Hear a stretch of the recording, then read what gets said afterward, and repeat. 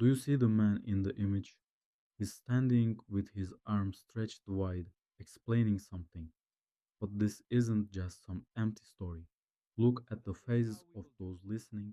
No one is smiling. A child has moved closer to his mother.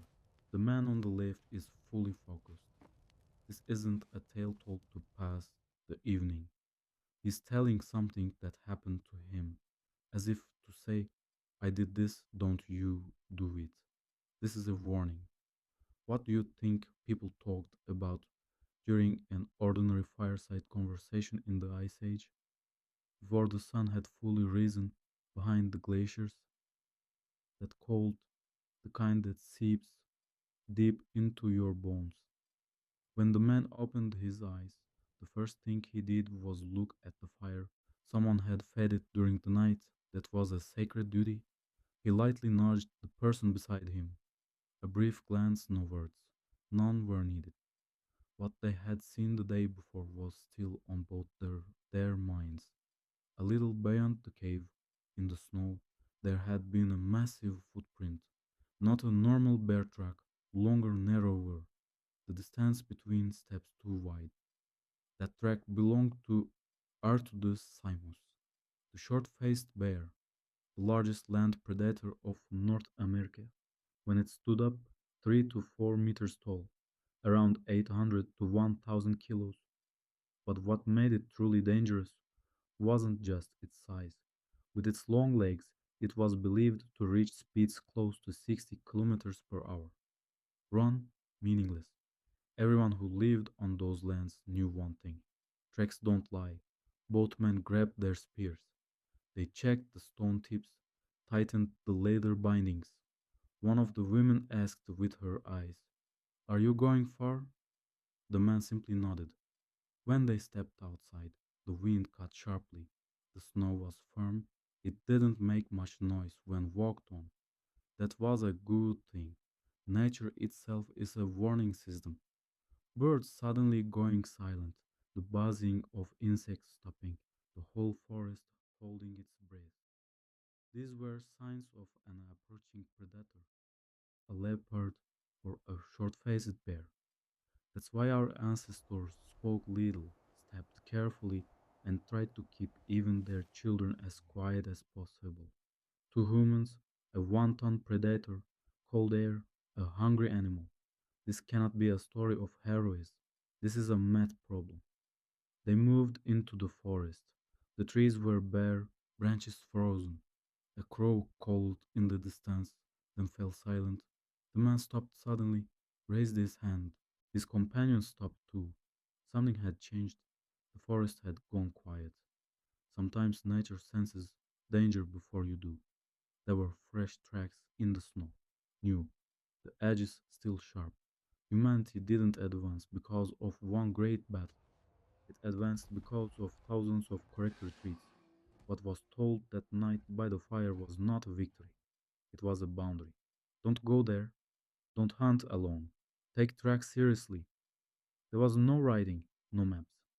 But there was memory. They moved forward. After a while, the trees thinned. A small clearing. In the center, a half frozen stream, and beside it, a torn apart carcass, ribs crushed, most of the flesh ripped away, bones shattered by powerful jaws. The man looked at the carcass, then at the tracks. This wasn't an ordinary brown bear. This was something bigger. Then movement on the opposite slope. First the head, then the shoulders, the short faced bear, long legged, massive bodied, heavy but shockingly fast. The distance between them wasn't much. In that moment, the man thought two things. Exactly what you're thinking right now. If they ran, it would catch them. If they fought, they would die. There was no third option. The younger hunter beside him held his breath. His spear trembled in his hands. To stop the shaking, he had to act. He stepped forward, made himself look bigger. No shouting, no panic, no retreat. The bear stood upright. And in that moment, a human understands how small he is in the face of nature. But the bear was calculating too. Two humans, spears, risk. Now think if every encounter ended in a fight. would we still be here today? Humanity's real strength wasn't attacking, it was being smart enough to survive. And that morning, the man who faced the short faced bear won by staying calm and not taking the risk. Nature doesn't reward the brave, it rewards those who calculate. When they left the forest, both their knees were shaky, but they were alive. And this is what is being told now by the fire. His arms are wide to show the size of the shoulders. His voice is harsh because this is not a story, it's a lesson. He's telling them don't hunt in that area, don't go alone, don't ignore the tracks. This is not a story of heroism, this is survival knowledge. Because in that time, knowledge meant life. Is this man strong? Yes. But what makes him valuable is not his muscles, it's his sense of responsibility. He could have chosen not to return that morning. He could have followed the bear. He could have risked claiming the carcass. But he chose to go back. Why?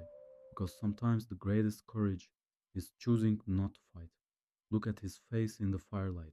There's no pride, no show, only seriousness. Because he knows today luck was on his side. Tomorrow it may not be. This is how humanity moved forward. Every encounter was told by the fire. Every mistake wasn't passed on. Because those who made them often didn't survive. But those who survived told the story. His voice doesn't tremble, but in his eyes the morning still lingers. The child watches him. When the child grows up, he will recognize that track. He will remember the straight distance. He will know without even seeing it. This is how knowledge was passed on. Not through writing, but through fear, experience, and real stories told around the fire. Now I ask you again just one question. If the bear had attacked that morning, would humanity still be here? Maybe yes, maybe no. But one thing is certain, that morning the right decision was made and everyone sitting around that fire is breathing because of it. The man with his arms wide open is not just a hunter, he is the memory of the group. He has seen the thin line between risk and death, and that day, the human who looked a short faced bear in the eye won by stepping back.